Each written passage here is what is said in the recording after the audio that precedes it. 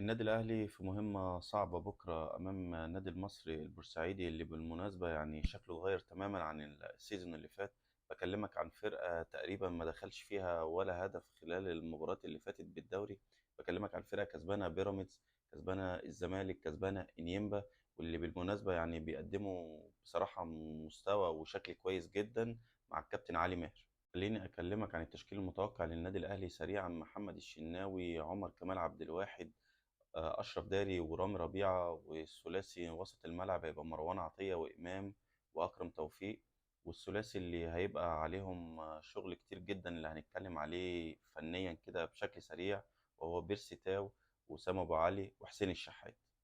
طبعا المعنويات عالية والدوافع عالية عند فرقة نادي المصري اللي بالمناسبة كامل أبو علي رئيس نادي المصري يعني في مكافآت اوريدي جاهزة بخصوص الماتش أو مباراة النادي الأهلي، واللي بتزود صعوبة المباراة على النادي الأهلي. خليني أكلمك عن نقاط القوة عند النادي المصري، وهي بتتلخص في جزء بسيط جدا، وهي التحولات الهجومية اللي النادي الأهلي اوريدي بيعاني منها في الفترة الأخيرة. بنتكلم على عرضيات ومرور من الأطراف سواء ناحية اليمين أو الشمال.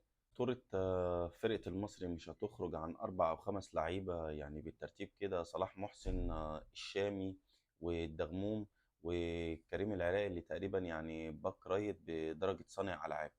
طيب خليني أقول لك بشكل عام النادي الأهلي ممكن يعمل إيه عشان يسهل على نفسه المباراة دي. رقم واحد: الضغط العالي اللي بيعاني منها خط الدفاع بتاع فرقة نادي المصري. الفرقة بتفك بمجرد ما بيقابلوا ضغط عالي، وشفنا الكلام ده بالمناسبة في آخر ماتش ليهم مع حرس الحدود، اللي مع احترامي لفرقة الحرس ما استخدموهاش الاستخدام الأمثل، ولكن مع النادي الأهلي نتمنى نشوف الضغط العالي ده في أول ربع ساعة بالتحديد، في مساحات ما بين الاثنين السنتر باكس والظهيراي، الباك رايت او الباك ليفت.